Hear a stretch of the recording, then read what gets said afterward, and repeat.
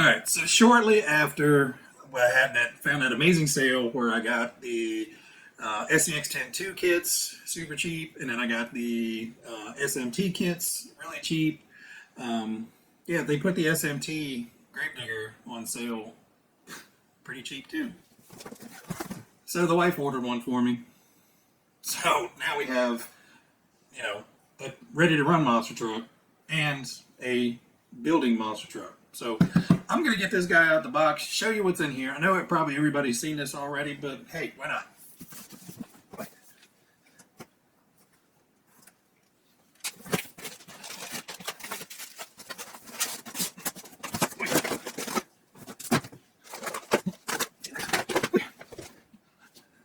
All right, well, there you have it. It's Gravedigger. I mean, it's fully ready to run. Ooh, that is loose. Might have to put some more lube in those. Oh yeah, definitely to put some. I can hear the gears back here. Fronts are dead quiet, but rears I can actually hear. But anyway, let's rip this little bit of sticky off. So in the box, obviously you get the fully built Gravedigger kit. This is different. This does have the green chassis on it. So yeah, as you can tell, fully green chassis on this guy versus the black one that's on the builder's kit. You get the glow-in-the-dark helmet and driver figures for this. So it comes pre-done with the Scully driver figure in it, and it's got a brush motor. It's got one of those giant noise-reducing magnet things on there. Brushed ESC, kind of looks like a 1060-ish rebrand, so it's a Dynamite ESC. Like I said, it looks just like a 1060. And then you have your weatherproof radio tray up there. And obviously, the best looking monster truck ever made. Gravedigger's always been a favorite of mine. Growing up, obviously Bigfoot was the first, big time monster truck. But, Gravedigger has just always been, such a cool truck from even the very, very beginnings of it when it was just kind of a big red farm truck that they modded out. So this has the Spectrum servo on it, the Spectrum radio system.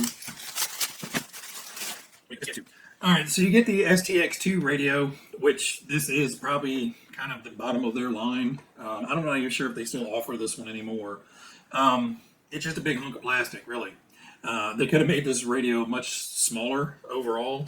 It's a standard 4AA battery, and it didn't need all of this bulk. But it has everything that you need on it. You can. This is easy. That thumb is never going to make it to that wheel. So you're not doing any, thumb driving with this, or I'm not for sure. Plastic wheel, no foam grip or anything, but it does have everything you need. Throttle trim, steering rate, throttle rate. It does have rate limiting, so if you have younger kids, you can bump this all the way down to 50% to keep them from going but so fast and smacking into things, and then 75 and then 100%. And then you have your throttle and steering reverse as well. They do give you the bind plug if for some reason you have to rebind it. And then you have your bag of goodies, which comes with the other glow-in-the-dark heads. So you get the motocross head, and then the standard kind of just, racing helmet. You have your extra bags of parts. So you have your extra little clips up here for adding in the front sway bar eventually if you want to do that. Just all the extra little bits and pieces from, it being built. You have the old parts trees, plus you have the chrome blower and everything in here if you want to add that on too. And then you do get your full SMT Gravedigger manual, which, let me pop that open real quick. Okay, so in the manual, basically you get kind of a full startup guide and requirements guide for, batteries and, how to run the truck and all the settings of the radio in the truck. It does not have a full build diagram. It's not going to show you how to build the truck. It does give you a full parts list in the back. But most of the manual is just kind of redundantly going through all the instructions in different languages. But even the manual looks nice with Gravedigger on the front. So more than likely what I'm going to do with this is I'm going to put one of my Spectrum receivers in it and take this one out, bind it to my regular radio. That way I don't have to worry about, having this additional one. And I'll keep this one on hand for another project, later on down the road. I do see what everybody's saying about the tires. They are pretty daggone firm. They're kind of a beefy, very solid design. I think it's mainly just because you have these big wraparound lugs on the tread itself. So, they look the part.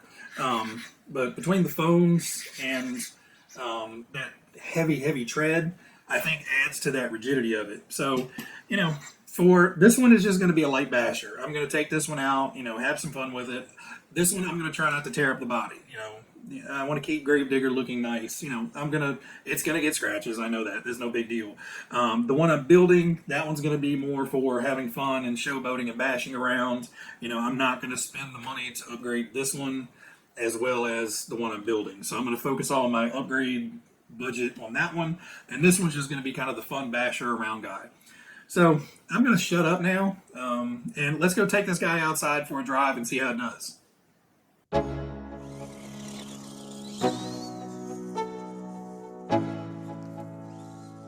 Let's go. Yeah. I'm like an addict, do I gotta have it. I ain't even playing, got a really bad habit. If it moves, gotta grab it, fuse like a magnet. Lose, won't have it till I'm doomed in a casket. I ain't playing, got a weird mind. If you work 8 hours, I'ma work 9. If the shoot tastes sour, you should taste mine. I'ma stay in power for a long time.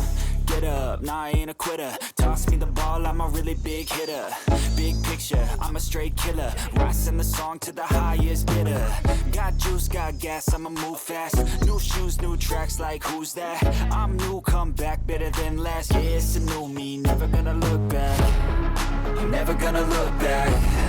Cause damn, I was built to last. You move slow and I move fast, and that's facts.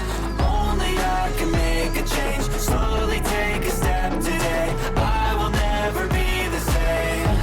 Cause that's what it takes.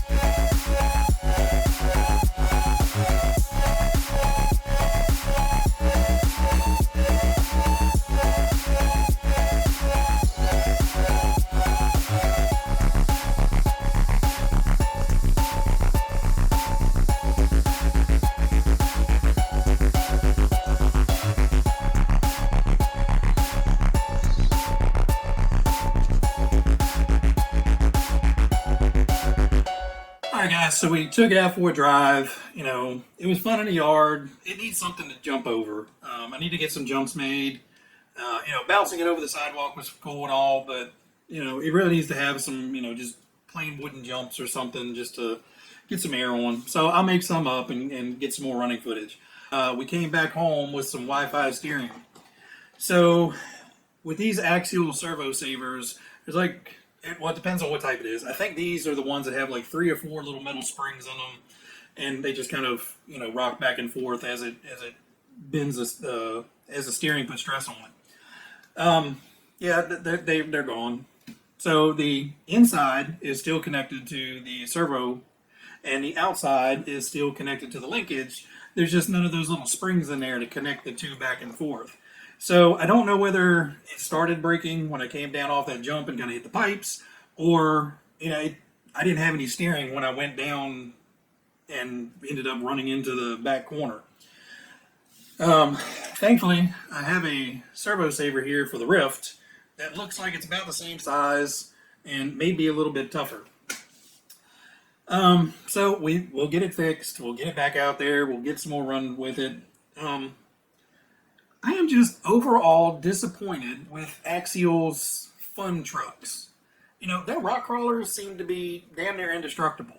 And, you know, I'm sure a lot of people break a lot of things on a rock crawler. But, you know, with my Rift, I hate that thing. I've had no luck with it at all. I haven't even run 2 full batteries through it. Both times out, I've run about half a battery through it and something broke. I don't even want to touch the stupid thing anymore. And this, you know, it's not a big deal. A servo saver is not expensive. It's not hard to replace. But I'm looking at it as a parent. You know, if I had bought this for my kid for Christmas or their birthday or, you know, just any occasion, and, you know, the kid was out there running it around and, you know, stuffs it into a landscaping timber or, you know, the curb or something just enough and blows out the whole servo saver, you know, come on, guys. You know, if you're going to make a truck that is, you know, advertised as, you know, a big badass monster truck, you know, put some big badass monster truck parts in it. You know, like I said, I don't want to sound complainy and ranty or anything. I do have my own personal build that I'm doing of an SMT that will get, you know, a lot of upgrades. So I'm currently looking for a better servo saver setup than the stock one, because obviously that's not going to last very long. So I am starting to work on upgrades of that. I just got the axle tubes in, and, you know, we'll talk about that in that video. But overall, you know, it's a fun truck. I need to take the diffs out and put some thicker, heavier grease in there. It unloads the diffs way too quick. That's something I shouldn't have to do. The rear end, it sounds like that pinion gear, the rear input gear needs to be shimmed out with at least one shim, because it's kind of, you know, whiny, grindy sounding. And, you know, I'll do that when I tear it apart.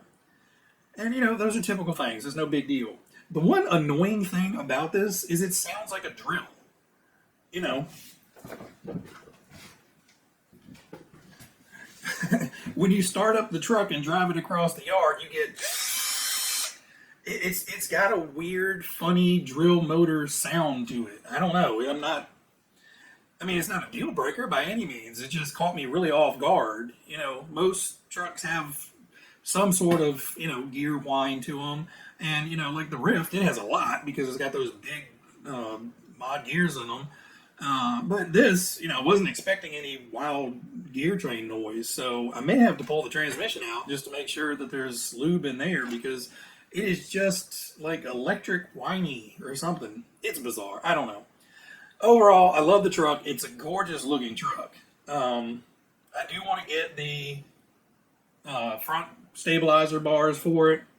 I may rob those out of my parts truck kit and put front stabilizers on this. I think for the mod build, I'm going aftermarket stabilizers for those. I want something with metal links, metal rods, metal bars, and 90% of all this is all plastic. So I'm thinking, you know, maybe steal the one off my personal build that I'm doing, stick up front, and just leave this one with all the plastic links, and stick some good, you know, reefs or something on there to make it a little bit beefier. But for right now, I hope you guys enjoyed the video. I hope you guys learned a little something. You know, I feel bad because to me it always gets a bad rap of like, oh, they're toy cars, they're plastic, they break too easy. And I beat the snot out of some of these things compared to what, you know, this has went through, and this one's busted already. I don't know. Rant over. I was still smiling the whole time right up until the point where it stopped turning on me. And, you know, it is what it is. They break, fix them, and you'll probably break it again. So no point pissing and whining about it. I'm just going to, you know, stick this guy on, stick another battery in it, and see what happens. All right, guys, everybody out there, you guys be happy, be healthy, be safe, and I will catch you on the next one. See ya.